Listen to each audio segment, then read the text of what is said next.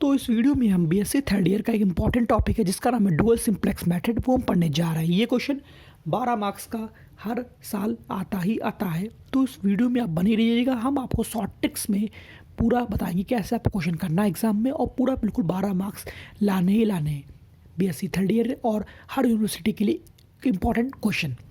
तो क्या है मेथड, हम आपको बताने जा रहे हैं। देखिए, मेथड में जो हमारा ऑब्जेक्टिव फंक्शन होता है मिनिमाइज़ या मैक्सिमाइज़, ठीक, तो मिनिमाइज़ को हम मैक्सिमाइज़ में बदलते हैं और मैक्सिमाइज़ की जो वैल्यू होती है वो माइनस सी एक्स की वैल्यू होनी चाहिए। मतलब जैसे ये है तो ये माइनस में सब होनी चाहिए, ठीक। अगला, सब्जेक्ट टू कांस्टेंट जो होता है उसमें लेस देन का साइन मिनिमम एक होना ही होना चाहिए। अगर सब है तो बहुत अच्छा, अगर एक है तो भी अच्छा है, ठीक। फिर उसके बाद हम इनिशियल इनफिजिबल सोल्यूशन निकालते हैं और फिर हम सिंप्लेक्स टेबल की मदद से पूरा क्वेश्चन करते हैं। तो हम क्वेश्चन की ओर पढ़ते हैं और आपको बताते हैं कि कैसे क्वेश्चन को हमको यूज़ करना है, लगाना है। देखिए, क्वेश्चन है मिनिमाइज जेड बराबर से x1 + 7 x2 + ये subject to the constant question है। और ये है, देखो सबसे पहले क्या करना है, इसको हमको मिनिमाइज को मैक्सिमाइज में बदल लेना है, ठीक है। तो मैक्सिमाइज जेड बराबर -6x1 -7x2 -3x3 -5x4, ठीक। सब्जेक्ट टू द कांस्टेंट लिखा। अब क्या किया मैंने, ग्रेटर को मुझे क्या कहा था मैंने, लेस बनाना है। तो लेस बनाने के लिए -1 से बोथ साइड मल्टीप्लाई कर दी मैंने। तो -5 -6 माइनस था प्लस हो गया, प्लस था माइनस हो गया, ठीक। अब हमने ये जो कांस्टेंट के साइन हटाने के लिए एक वेरिएबल यूज़ करते हैं, इसका नाम है स्लैक एंड सरप्लस।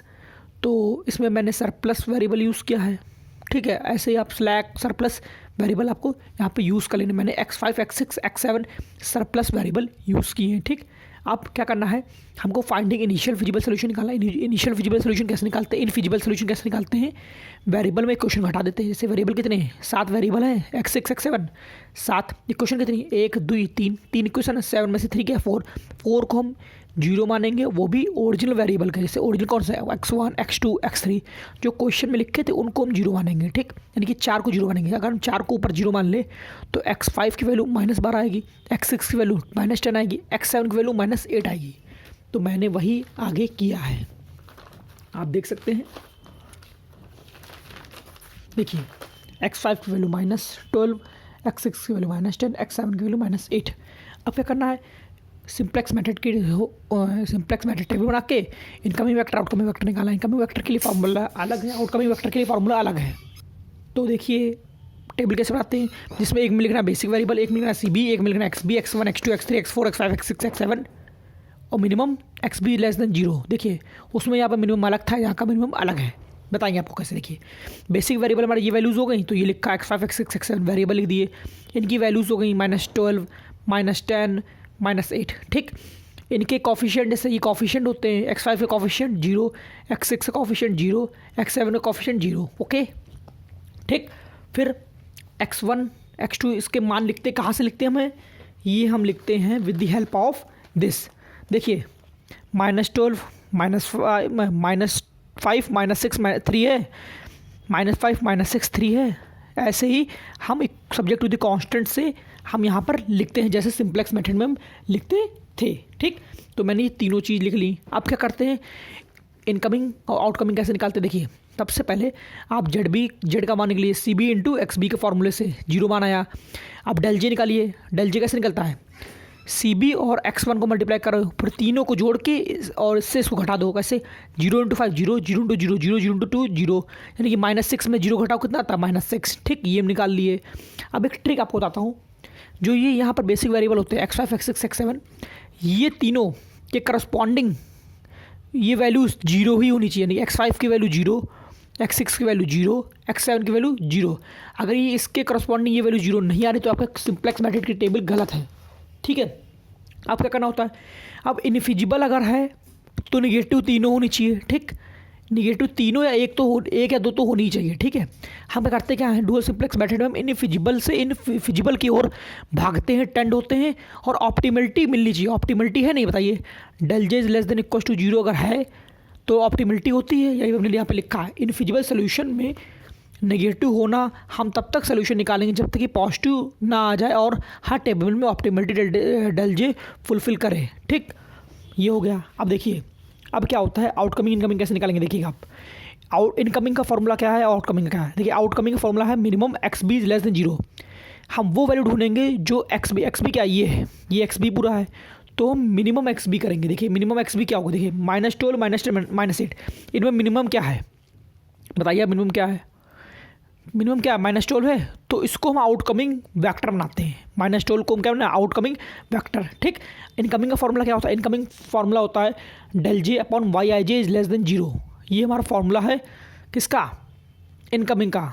ठीक, और यहाँ पर जो जो आपका क्या कहते हैं ये वाई आई जे है, वो हम किसको लेंगे, जो आउटकमिंग का लेते हैं उसी की पूरी रो को पूरी लेंगे। ठीक, कैसे आपको बताते हैं, देखिए जैसे क्या फॉर्मूला है डेल जे क्या है -6 अपॉन -5 कितना आएगा 6/5। ठीक, -7 अपॉन -6 7/6, और इसमें हमने क्या बोला -3/3 3 नहीं, ये क्यों नहीं लिया, क्योंकि ये 0 या 0 से मतलब लेस देन 0 नहीं है इसलिए नहीं लिया। देखिए यहाँ पहले फॉर्मूला लिखा लेस देन 0 नहीं है इसलिए नहीं लिया। -5/-4 5/4 0/1 इसलिए नहीं लिया क्योंकि यहाँ पर लेस देन 0 है ही नहीं, इक्वल्स टू 0 है इसलिए नहीं लिया। ठीक, इससे हमने ये निकाल लिया। अब ये निकाल लिया तो हमने देखा क्या, इनमें जो हमने ये निकाला है इनकमिंग की ये फार्मूला से, उसमें सबसे मिनिमम वैल्यू कौन सी है, 7/6 है, यानी कि ये इनकमिंग हो गया, ये आउटकमिंग हो गया। अब इसकी हेल्प से हम की एलिमेंट निकाल लिया, जैसे सिंप्लेक्स में लगाते हैं तो -6 इज़ द की एलिमेंट। अब -6 को 1 बनाना है और ऊपर नीचे इतने भी होते हैं उसी कॉलम में उसको बनाते हैं 0। तो ये टेबल 1 बन गई आपकी। ठीक, अब टेबल 2 कैसे बनाएंगे वो हम आपको बताने जा रहे हैं। अब देखिए टेबल 2 आ गई, इसमें हमने क्या किया, देखिए अब यहाँ पर आउटकमिंग कौन था x5, यानी कि x5 जाएगा और आया कौन सा x2, x5 गया और आया कौन सा x2। ठीक, तो x5 की जगह मैंने क्या लिखा x2। ठीक, तो x2 x6 x7 आप CB यानी कि इसके कॉफिशिएंट्स लिख दिए। x2 का कॉफिशिएंट कितना -7, x6 का 0, x7 का 0। ठीक, अब क्या किया मैंने, अब मैंने क्या किया, इस की एलिमेंट को बनाना होता है 1, यानी कि हमने क्या किया -6 को अगर हम पूरी इससे डिवाइड कर दें पूरी को तो आ जाएगा 1, तो -12 को -6 से करेंगे कितना आएगा 2। ठीक, ऐसे ही -5 को -6 से करके आएगा 5/6। ठीक, इसको बना दिया 1, इसको आपने बना दिया 1। ठीक, ऐसे ही पूरी रो में ऑपरेशन लगा देंगे। ठीक, अब इसी जो ये ऑपरेशन बनी है ये, इसी की मदद से आपको ये नीचे वाली या ऊपर वाली भी 0 बनानी होती हैं। कैसे बनाते हैं आपको बताते हैं। देखिए ये बच्चों को बहुत समझ में नहीं आता, जितने भी सब टेबल बनाने में यही गलती सबकी आती है, ऊपर नीचे कैसे बनाते हैं। देखिए हम आपको बता रहे हैं, जैसे देखिए क्या है 2 5 पूरी जो हमने जो अभी न्यू बनाई है 1 वाली उसको पूरी उतार लीजिए। 2 5/6 1 - 1/2 ये पूरी है, इसको मैंने उतार लिया पूरी। ठीक, पूरा लिख लिया। अब क्या करना है हमको 0 कौन सा बनाना है, हमने देखा कि हमको बनाना था ये वाला, ये हमको 0 बनाना है। तो हमने क्या किया, तो इसमें ही हम ऑपरेशन, इसमें ही ये जो हमने बनाई भी है इसमें ऑपरेशन लगा कर और इसकी मदद से प्लस या माइनस करके हम 0 बना लेते हैं। तो हमने यहाँ पर इसको बना लिया 0। ठीक, ये देखिए सब 0 आ गए। देखिए तो with the help of this ये दोनों बना लिया 0। ठीक, अब इसमें से जेड का मान निकाला CB × XB से। ठीक, -14 आएगा, डेल जे निकाल लिया कैसे -7 × -5/6, इसको मल्टीप्लाई करके जोड़ दिए तीनों को और -6 से घटा दिया तो -1/6 आएगा। ऐसे डेल जे के सब निकाल लिए। अब यहाँ पर मिनिमम XB लेस देन 0 कैसे होता है, देखिए XB में सबसे लेस कौन सा, सबसे छोटा कौन सा है, -8 है, तो ये हमारा आउटकमिंग हो गया। ठीक, ये हमारा हो गया आउटकमिंग। अब देखिए क्या होगा, अब इनकमिंग में फॉर्मूला लगाए वही वाला फॉर्मूला कौन सा, डेल जे अपॉन ये वाला फॉर्मूला। देखिए del J upon Y I J is less than 0, तो डेल जे -1/6 अपॉन 5/6, इसमें नहीं लगाएंगे, इसमें भी नहीं लगाएंगे, इसमें लगाएंगे। देखिए -13/2 अपॉन -11/2 कितना आएगा 13/11, इसमें भी नहीं लगाएंगे क्योंकि पॉजिटिव है, इसमें लगाएंगे 7 वैल्यू आएगी। ठीक, यानी कि 13/11 और 7, यानी कि इसमें सबसे छोटा कौन सा है, ये 13/11।